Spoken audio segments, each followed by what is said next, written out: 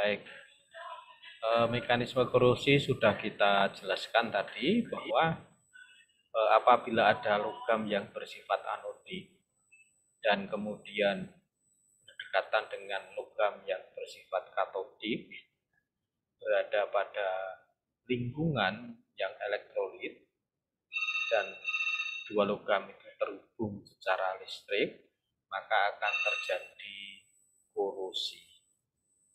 Sehingga korosi itu menyangkut satu, lingkungan yang elektrolit, dua, ada pasangan katodik dan anodik yang terhubung secara listrik, ya, dan kedua logam itu terhubung oleh konduktor. Jadi ada lingkungan elektrolit, ada anodik, ada katodik, ada terhubung oleh listrik. Jadi keempat syarat terjadinya korosi. Salah satu syarat itu tidak terpenuhi, maka korosi itu tidak terjadi. Sehingga kita bisa tebak kalau begitu kita bisa menghambat korosi dengan menghilangkan salah satu faktor itu. Boleh. Tapi kita akan mempelajari dulu apa yang disebut dengan anodik dan katodik. Karena yang anodik ini akan terkorosi apabila berhadapan dengan logam yang katodik. Ketika kita belajar fisika atau juga ilmu logam, kita mengenal dengan apa yang disebut dengan deret volta. Ini deret volta itu adalah sebuah urutan tegangan sebuah logam yang dihitung berdasarkan acuan tertentu. Dari itu yang mengukur adalah si volta, sehingga disebut deret volta. Ternyata hasil daripada penelitian itu dapat dicatat bahwa logam yang paling rendah tegangannya adalah magnesium, di mana tegangannya sekitar minus 1,6 volt. Sementara logam atau material yang tegangannya itu paling tinggi adalah grafit, sekitar 0,3 volt. Grafit itu lebih dikenal sebagai karbon atau arang. Tadi sudah disinggung bahwa yang anodik itu akan terkorosi apabila terhubung dengan yang katodik. Nah, pada deret ini sudah tercatat secara lengkap tegangan-tegangan volta daripada masing-masing logam. Jadi misalnya magnesium ini min 1,6 volt, zinc atau seng atau Zn itu min 0,98 volt, paduan aluminium min 0,7 volt, dan seterusnya gitu. Di sini misalnya ada koper itu tembaga ya, itu min 0,28 volt. Kemudian di sini ada stainless steel seri 3, misalnya 316, 304 gitu ya. Itu 0 sampai min 0,15 volt. Dan ada alloy itu high steel alloy, jadi paduan baja tinggi yang paduannya lebih dari 10%, itu 0,25 volt.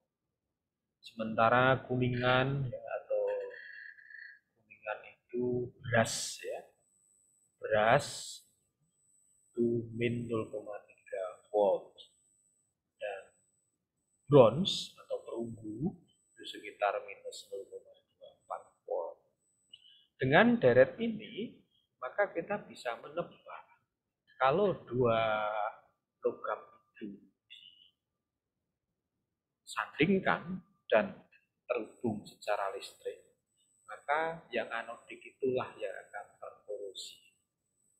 Perlu dipahami bahwa terhubung listrik itu tidak harus dihubungkan dengan kabel, tetapi bersinggungan logam antar logam itu sudah cukup disebut sebagai terhubung secara listrik. Karena walaupun hanya bersinggungan, elektron bisa berpindah. Jadi jangan dibayangkan kalau terhubung listrik itu hanya dengan kabel, tidak. Tapi dua logam yang berdampingan bersinggungan itu sudah terhubung listrik. Artinya apa di sini? Kalau kemudian kita mempunyai sebuah pipa baja steel, tegangannya min 0,6, dan kemudian pada pipa baja itu kita pasang valve dari kuningan yang tegangannya min 0,3, maka bisa ditebak valve-nya utuh, pipa bajanya akan terkorosi. Dan itu bisa dibuktikan. Kemarin sudah kita lihat di foto-foto pipa baja yang dipasang valve kuningan, maka pipa bajanya terkorosi, valve-nya utuh. Mengapa begitu? Karena pipa baja itu tegangannya lebih rendah dibanding dengan kuningan. Pipa baja min 0,6, kuningan min 0,3. Sehingga pipa baja itu lebih anodik dibanding kuningan. Di sini ada tulisan anodik, sementara di bawah ada tulisan katodik. Artinya apa? Artinya bahwa semakin ke atas itu semakin anodik, sementara semakin ke bawah itu semakin katodik.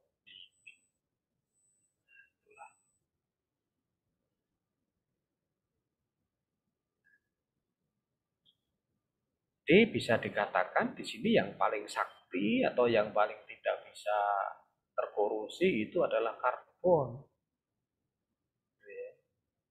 Di karbon itu tidak terkorosi sama sekali karena dia berada di paling bawah, paling katodik. Sementara magnesium itu yang paling cilaka. Dia bertetangga dengan siapapun, dia akan terkorosi. Baik, sampai di sini kalau ada pertanyaan saya persilahkan. Khususnya mengenai mekanisme korosi yang ada hubungannya dengan deret volta ini. Saya persilahkan kalau ada pertanyaan.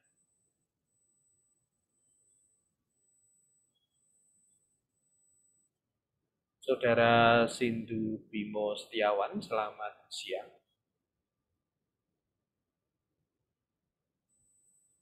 Selamat siang, Saudara Sindu Bimo Setiawan.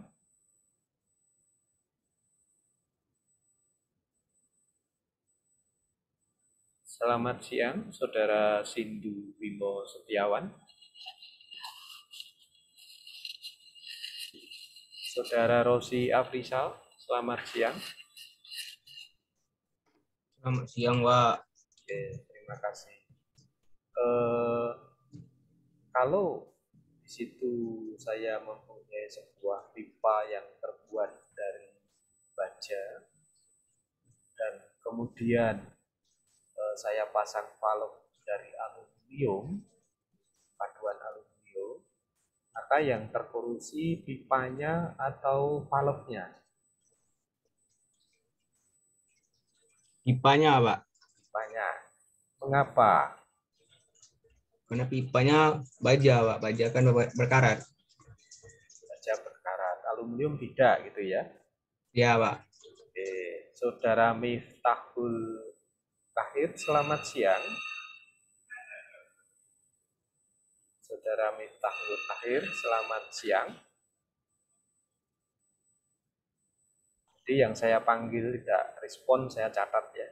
Miftahul Khair, selamat siang. Silahkan berbicara. Mic-nya sudah dibuka. Tidak terdengar saudara Miftahul. Silakan. Selamat siang, saudara Miftahul. Oke, tidak respon. Saudara Gideon Alexander, selamat siang. Selamat siang, Pak. Apakah saudara sepakat dengan jawaban saudara Rosi Afrizal? Bisa diulang lagi pertanyaannya, Pak? Apabila saya mempunyai pipa terbuat dari baja dan kemudian saya pasangi valve yang terbuat dari aluminium alloys atau paduan aluminium, maka yang akan terkorosi pipanya atau valve-nya. Saudara Rosi menjawab pipanya yang terkorosi. Apakah saudara sepakat? Kalau saya valve-nya, Pak. Oke, baik. Saudara Arif Irawan, selamat siang. Siang, Pak. Menurut saudara yang akan terkorosi pipanya atau valve-nya? Pipanya, Pak. Pipanya. Baik, terima kasih. Saudara Faris Arifin, selamat siang. Ya, Pak. Saudara sepakat dengan dua jawaban teman saudara, yakni yang terkorosi adalah pipanya, valve-nya, yang terkorosi valve-nya.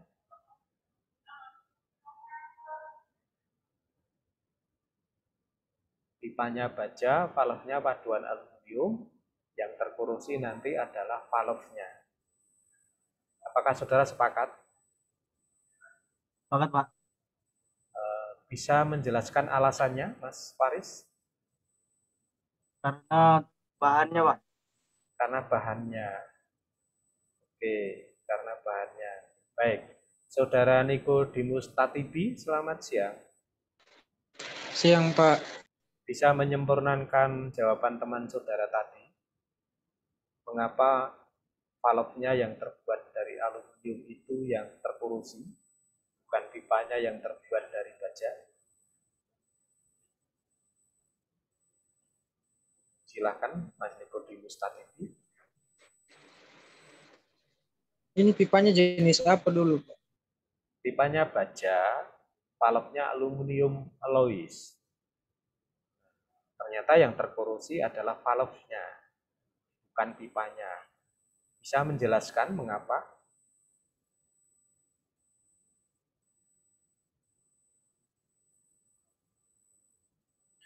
Silakan, Mas Nikodemus. Mungkin karena bahannya, Pak. Karena bahannya. Baik, saudara Anselmus, selamat siang.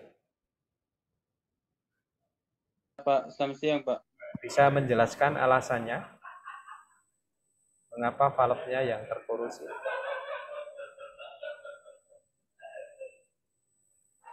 Karena bahannya, Pak. Karena bahannya. Baik. Ya, Pak. Baik, terima kasih. Jadi mohon semuanya memperhatikan bahwa apabila saya mempunyai pipa bahannya baja dan valve-nya aluminium alloy, maka yang terkorosi adalah valve-nya. Itu betul, tidak keliru. Dan jawaban saudara-saudara karena bahannya. Itu betul, tidak keliru, tetapi jawaban itu tidak menjawab. Itu jawabannya tukang pipa, bukan jawabannya insinyur. Saudara perhatikan, baja tegangannya min 0,6 volt. Bisa dilihat semuanya? Bisa ya? Min 0,6 volt. Saudara Cornelius Leftungut, selamat siang. Saudara Cornelis Leftungut, selamat siang. Saudara Cornelis Leftumu, selamat siang. Oke, Saudara Setio Tommy, selamat siang. Siang, Pak. Berapakah tegangan daripada aluminium alloy? Min, 70. Min 0,70. Gitu ya. Ya. Kalau baja tadi tegangannya berapa? Baja min 0,60. Jadi baja tegangannya dengan aluminium yang lebih tinggi baja atau aluminium?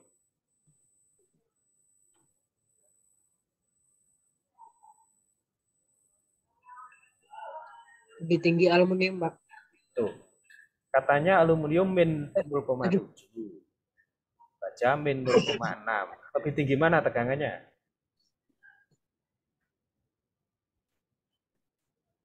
Saudara jangan bingung dengan angka ya, tapi perhatikan tanda minus. Minus itu angkanya semakin banyak, itu malah semakin sedikit. Angkanya semakin kecil, itu berarti semakin gede. Minus ya, berarti lebih tinggi aluminium atau baja tegangannya? Lebih tinggi baja, Pak. Baja, karena baja min 0,6, sementara aluminium min 0,7. Paham Mas Setio dan yang lain? Paham, Pak. Sehingga karena aluminium tegangannya lebih rendah, maka aluminiumlah yang akan terkorosi. Alasannya itu ya. Mengapa yang terkorosi valve-nya?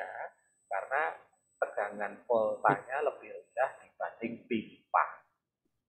Paham semuanya? Paham, Pak. Paham ya? Oke, baik. Sekarang sekali lagi. Saya mempunyai pipa baja. Pipa baja biasa.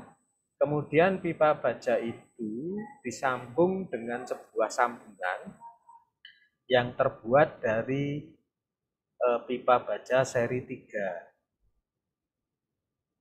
Ini pipa baja biasa, kemudian disambung dengan sambungan pipa baja seri 3. Oke. Ya. Saudara Wendis, selamat siang. Wendy Simon Tom, selamat siang, Saudara Wendis. Selamat siang, Pak. Jadi kalau begitu yang terkorosi pipa bajanya atau sambungannya? Bisa diulangi, Pak? Kurang jelas. Apakah saudara bisa mendengar suara saya dengan jelas? Iya, Pak. Baik, pertanyaan Bisa, Pak. saya. Nah, jawabannya itu yang jelas. Kita itu tidak sedang berhadapan muka ya. Jadi Iya, Pak. harus jelas. Gitu ya. Oke, Saudara Wendis, saya ulangi, dengarkan baik-baik. Apakah saudara bisa mendengar suara saya? Bisa, Pak. Bisa.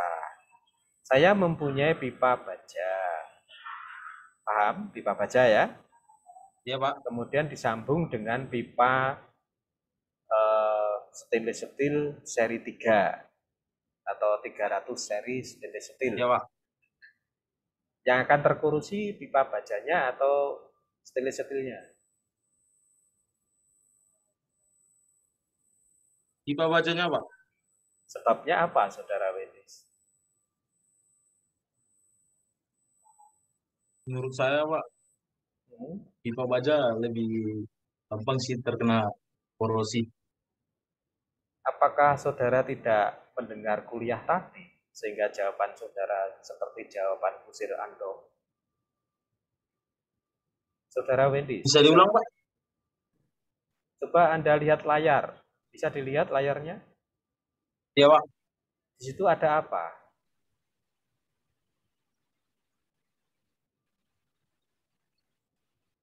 Di layar tertulis apa? Fans of alloy, Pak. Nilai terhadap. Nilai tegangan volta. Betul toh?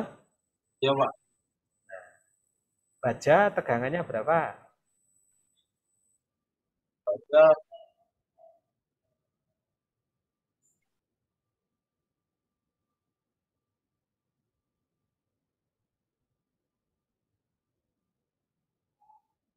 Coba dilihat di situ, udah jelas. Setil, baja itu setil ya. Itu berapa skill tegangannya? 0,60 Pak. Min Sampai 0,6. 0,70. Ya, oke 0,7. lah. Min 0,6 ya. Ya, Pak. Kalau 300 seri stainless steel atau stainless steel seri 300, berapa tegangannya? Apa Pak? Waduh, sampean itu loh ya. Sampean tuh kuliah ya, bukan di kafe. Yang 300 seri stainless steel. Berapa tegangannya?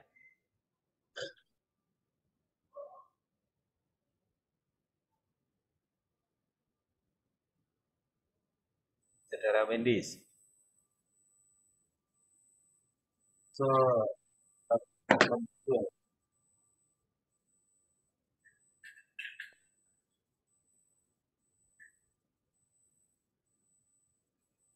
gangguan jaringan. Di tabel itu loh Mas. Sudah lihat layar enggak saudara? Tadi kan setil 0, minus 0,6 ya toh? Iya Pak. Kalau 300 seri stainless steel berapa? Ini saya tunjuk pakai kursor nih, coba saudara Wendis bicara. Berapa tegangannya? Nggak ngerti saudara Wendis? 0,6 itu. Ini berapa? Kurang paham itu. Nggak paham ya, pantas nanti kalau nggak lulus itu ya. Oke, saudara Yosef Octavianus, selamat siang. Selamat siang, Pak. Saya punya pipa baja. Kemudian saya sambung dengan pipa stainless steel seri 300. Mana yang akan terkorosif? Pipa bajanya, Pak, stainless steel. Pipa bajanya stainless steel maksudnya apa? Pipa bajanya, Pak, yang lebih terkorosif. Sebabnya apa? Sebabnya karena tegangannya lebih kecil dibandingkan dengan pipa series, Pak. Oke. Jadi, mengapa yang terkorosi pipa bajanya? Karena pipa baja tegangannya minus 0,6, sementara stainless steel seri 300 tegangannya 0. Yang tegangannya rendah itu akan terkorosi. Begitu ya Mas ya? Iya, Pak. Bendis, selamat siang. Bendi Simon Gultom, selamat siang. Oh, malah lari anaknya itu. Ya sudah, nanti nilainya E, nggak apa-apa. Baik, kita teruskan.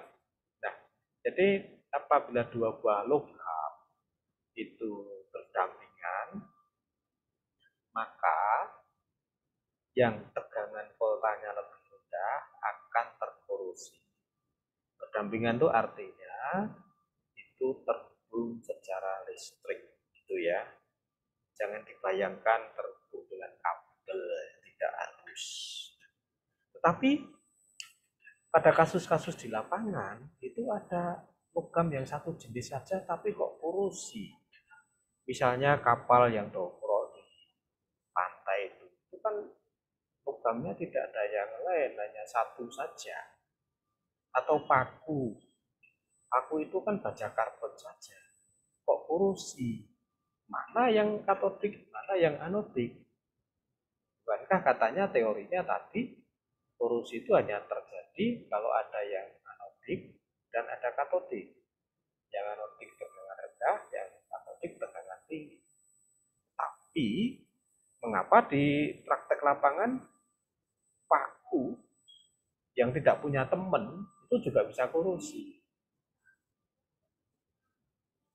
Bahkan pipa baja yang kita letakkan saja di luar itu juga bisa terkorosi. Green bekas itu juga bisa terkorosi. Mana katodiknya, mana anodiknya. Jadi teorinya perlu dilihat ulang. Gitu ya. Baik, tetapi kita lihat coba.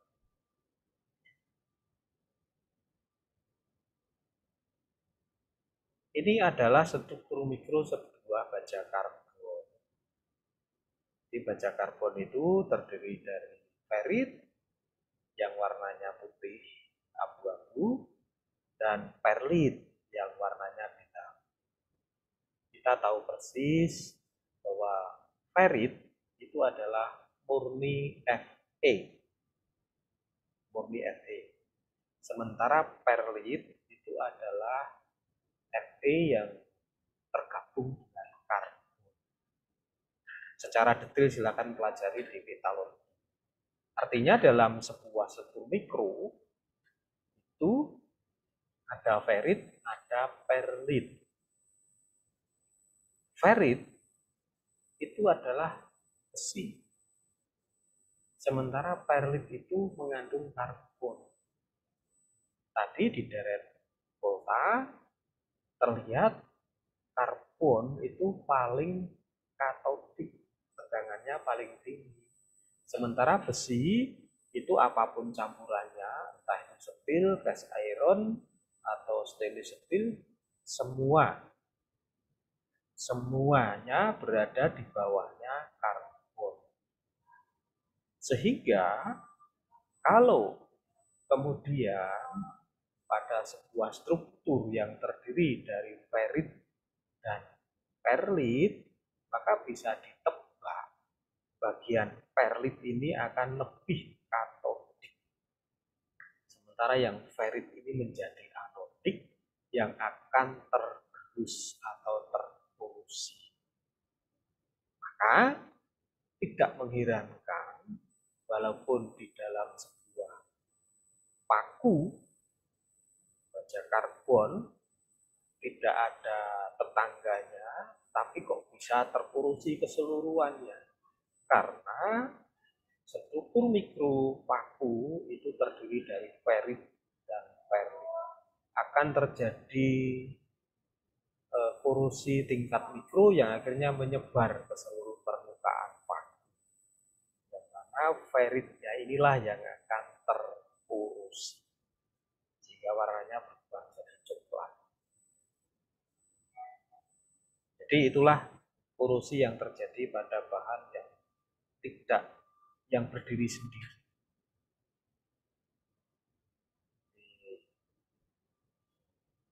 Jadi sehingga ada aliran elektron dari ferit ke perlit. Kalau digambarkan seperti ini, jadi ini adalah yang diarsir ini adalah elektronnya, sementara logamnya yang di bawah, maka ada aliran elektron dari ferit yang anodik ke perlit yang katodik. Ada aliran elektron. Sehingga di bagian anode akan terkorosi. Dan ini sudah ada gambarnya current maksudnya arus listrik. Arus listrik itu arahnya melawan elektron atau berlawanan dengan arus elektron. Oke. Jadi itulah mekanisme korosi, sehingga dengan mengetahui mekanisme korosi kita bisa membuat sebuah teori bagaimana menghambat laju korosi. Jadi yang sangat mempengaruhi laju korosi itu adanya perbedaan tegangan antara anoda dan katode. Semakin besar beda tegangannya, semakin cepat laju korosinya. Kemudian juga tahanan yang timbul di antara elektrolit. Artinya kalau lingkungannya itu semakin elektrolit, maka korosinya akan semakin cepat. Saudara bisa bayangkan sebuah paku yang saudara celupkan di air aki akan cepat terkorosi dibanding paku yang dicelupkan di air biasa. Karena tahanan elektrolitnya si air aki jauh lebih rendah dibanding tahanan elektrolit si air biasa.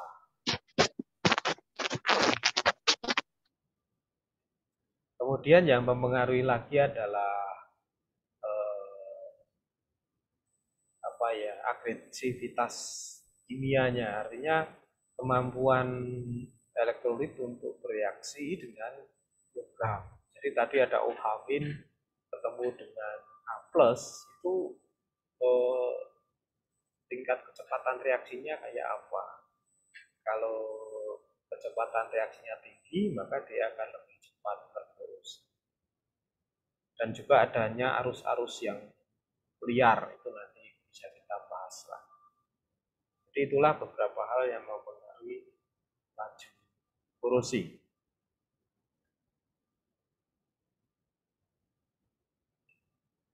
Ini tadi sama tadi ya, jadi ini deret ke ulang saja ya.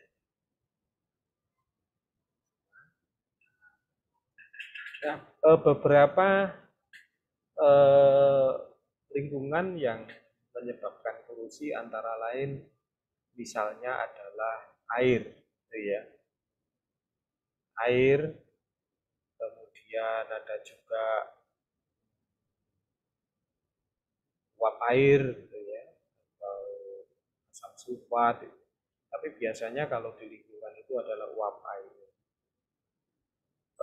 Kemampuan mengkorosi sebuah bahan itu juga tergantung daripada tahanan elektrolitnya atau electrolyte resistivity. Katakan rendah apabila hanya 0 sampai 2000 cm. Ini sangat parah, terjadi korosi sangat parah. Kemudian medium itu 2000 sampai 10.000. Kemudian tahanannya tinggi 10.000 sampai 30.000 dan sangat tinggi 30.000. Semakin tinggi tahanannya, semakin tidak gampang terkorosi. Apa saja material-material yang mempunyai tahanan yang rendah, yang tinggi? Air laut itu tahanannya sangat rendah sehingga bersifat elektrolit. Jadi air laut di lepas pantai ya, open sea. Jadi kalau di open sea, lepas pantai itu material-material sangat gampang terkorosi. Kemudian kalau di pantai agak lebih sedikit tidak begitu, tapi tetap cepat korosi karena termasuk high. Karena tahanannya ya 30 sampai 40. Air sungai itu elektrolit rendah, di 500 sampai 1000 itu juga termasuk moderate ya, moderate. Kemudian air yang di penampungan, tap water, air penampungan hampir sama dengan air sungai. Air hujan itu termasuk lebih tinggi penyebab korosi dibanding air sumur. Air hujan itu sangat menyebabkan korosi. Kemudian air yang sudah dimurnikan atau yang disuling ya, bukan belum dimurnikan tapi disuling.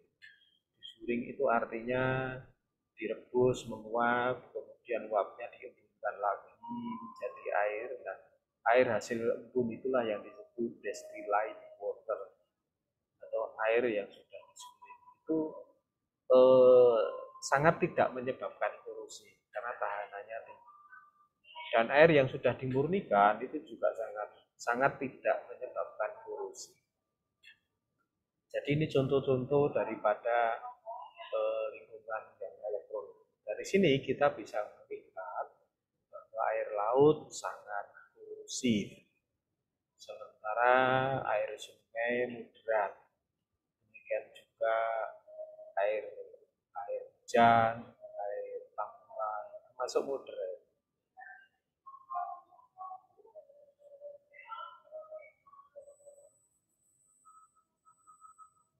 Kemudian juga tergantung juga dengan chemical activity. Semakin asam itu semakin korosi. Semakin basah itu semakin tidak korosi. Jadi kalau pH-nya tinggi, asam itu sangat korosi. Kemudian kalau kandungan, ini kalau yang mohon maaf saya keliru, pH-nya tinggi itu basah, itu tidak begitu korosif. Juga kalau kandungan uap airnya rendah, kandungan garamnya rendah, kemudian tahanan resistivity-nya rendah. Pada suhu rendah itu juga kemungkinan korosi rendah. Dan kebetulan logam-logam yang digunakan itu semua dari material yang sama, tidak ada tegangan total, maka kasus korosi bisa diminimalisir. Namun korosi itu akan berlangsung dengan cepat apabila berada pada lingkungan yang cenderung asam atau pH-nya tinggi. Juga kalau berada di lingkungan yang uap airnya banyak mengandung garam, dan juga di lingkungan yang elektrolit atau tahanan korosinya rendah, atau berada pada suhu tinggi dan bahan-bahan yang digunakan di dalam sistem itu bermacam-macam, ada bronze, ada kuningan, ada baja karbon biasa, ada stainless steel. Maka yang tegangan voltanya rendah, dia akan lebih gampang terkorosif. High temperatur ini perlu diperhatikan, di turbin-turbin itu sudu-sudunya akan gampang terkorosif.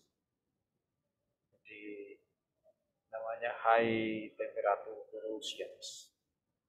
Ini perlu diperhatikan juga. Kemudian juga kalau ada arus yang stray itu artinya liar ya, jadi arus liar. Ini